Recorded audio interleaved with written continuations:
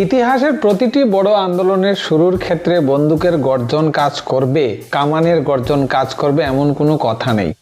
কিছু আন্দোলনের জন্ম হয় একটি প্রশ্ন থেকে, একটি অপমান থেকে, কিংবা এমন একটি অন্যায় থেকে যা বছরের পর বছর মানুষের ভেতর জমে থাকা ক্ষোভকে বিস্ফোরণের রূপ এনে দেয়। 2026 সালের জুলাই মাসে ভারত ঠিক এমনই একটি মুহূর্তের সাক্ষী হয়েছে। দিল্লির যন্তর মন্তরে হাজার হাজার তরুণ তরুণী দিনের পর দিন অবস্থান করেছেন। কারো হাতে জাতীয় পতাকা, কারো হাতে সংবিধানের বই, আবার কারো হাতে একটি অদ্ভুত প্রতীক, একটি তেলাপোকার ছবি বা ককরোচ। প্রথম দেখা যায় বিষয়টি অনেকের কাছে হাস্যকর মনে হয়েছিল, কিন্তু কয়েক সপ্তাহের মধ্যে সেই তেলাপোকাই পরিণত হয় ভারতের অন্যতম আলোচিত রাজনৈতিক প্রতীকে। সংবাদ মাধ্যম এই আন্দোলনের নাম দেয় ককরোচ আন্দোলন। যে তরুণদের একসময় উপহাস করা হয়েছিল, তারাই সেই উপহাসকে নিজেদের প্রতিবাদের ভাষায় পরিণত করে। এরপর এমন একটি ঘটনা ঘটল যা খুব কম মানুষই কল্পনা করেছিলেন। 25শে জুলাই 2026 ভারতের কেন্দ্রীয় শিক্ষামন্ত্রী ধর্মেন্দ্র প্রধান পদত্যাগ করলেন। এই পদত্যাগের সঙ্গে সঙ্গে দেশ জুড়ে একটি প্রশ্ন ছড়িয়ে পড়ে, এটি কি শুধু একজন মন্ত্রীর পদত্যাগ, নাকি ভারতের তরুণ প্রজন্মের বড় রাজনৈতিক বিজয়? সরকার কি সত্যি জনমতের চাপ অনুভব করছিল, নাকি এটি ছিল একটি পরিকল্পিত রাজনৈতিক সিদ্ধান্ত যাতে বড় ক্ষতি এড়ানো যায়? আবার সবচেয়ে গুরুত্বপূর্ণ প্রশ্ন, এই আন্দোলন কি ভারতের রাজনীতিতে দীর্ঘমেয়াদী কোনো পরিবর্তনের সূচনা করবে?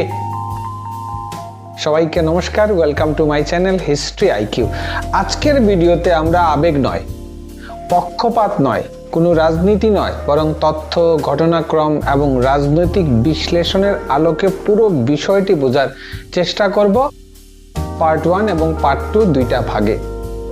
কারণ এই গল্প শুধু একজন মন্ত্রীর নয়, এই গল্প ভারতের কোটি কোটি ছাত্রছাত্রীর, এই গল্প ভবিষ্যতের জন্য লড়াই করা একটি প্রজন্মের, আর এই গল্প ভারতীয় গণতন্ত্রেরও। একটি আন্দোলনের জন্ম কখন হয়? আমরা সাধারণত মনে করি আন্দোলনের জন্ম হয় রাস্তায়, কিন্তু বাস্তবে তা নয়। প্রতিটি আন্দোলন, প্রতিটি বড় আন্দোলনের জন্ম হয় মানুষের মনে। রাস্তা শুধু সেই ক্ষোভকে দৃশ্যমান করে। ভারতের এই আন্দোলনের ক্ষেত্রেও ঠিক সেটাই ঘটেছে। অনেকে মনে করেন এই আন্দোলনের শুরু হয়েছিল নিট পরীক্ষার প্রশ্নপত্র ফাঁসকে কেন্দ্র করে, অর্থাৎ পেপার লিক। কথাটি আংশিক সত্য, কারণ নিট ছিল সেই স্ফুলিঙ্গ, কিন্তু আগুনটি অনেক আগেই জমে উঠেছিল। গত কয়েক বছরে ভারতের বিভিন্ন প্রতিযোগিতামূলক পরীক্ষা নিয়ে একের পর এক বিতর্ক সামনে এসেছে।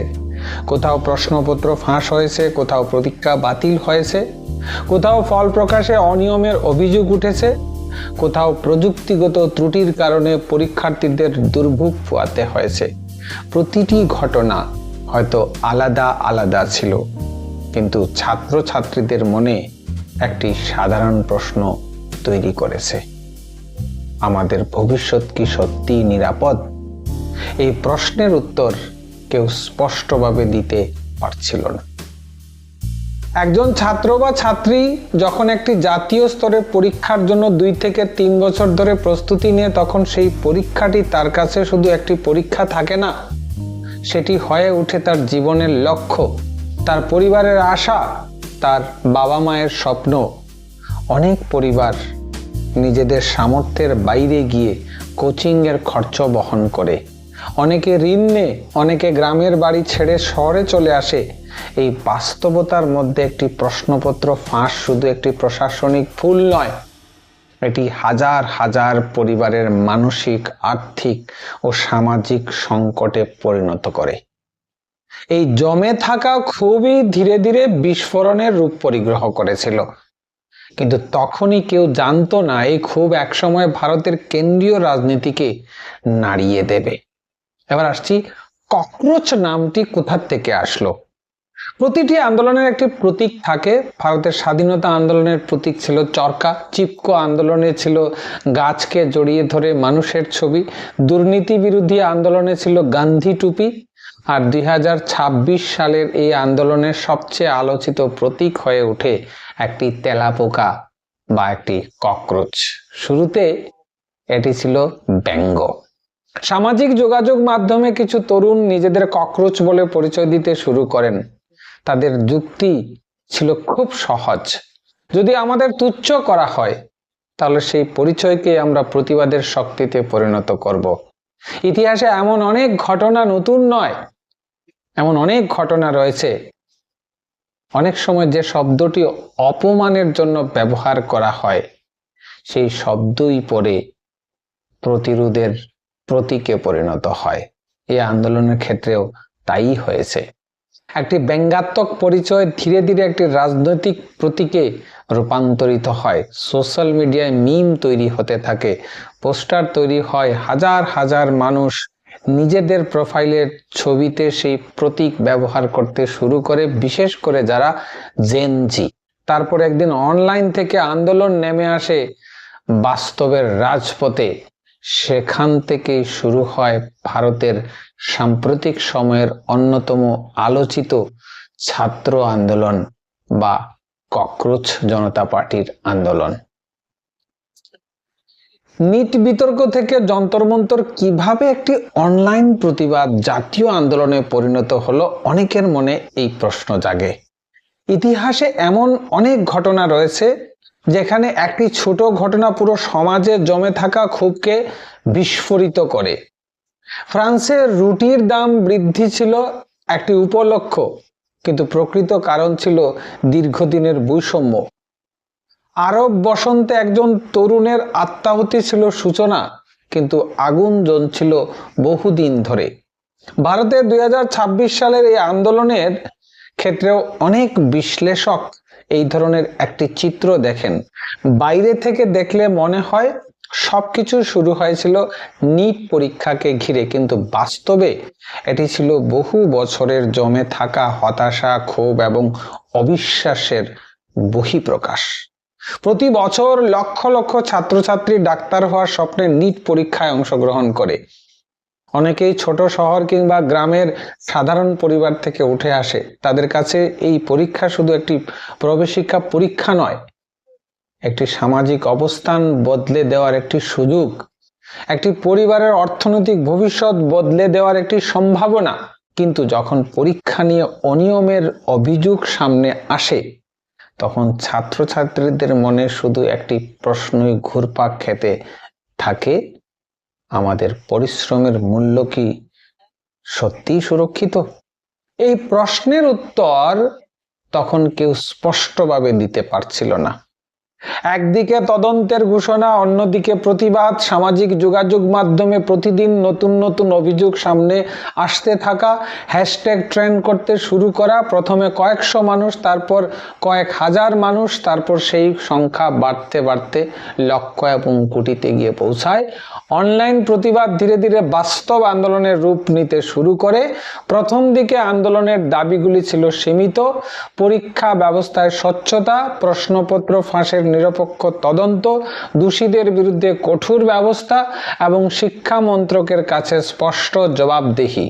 কিন্তু সময়ের সঙ্গে সঙ্গে আন্দোলনের ভাষাও বদলাতে শুরু করে।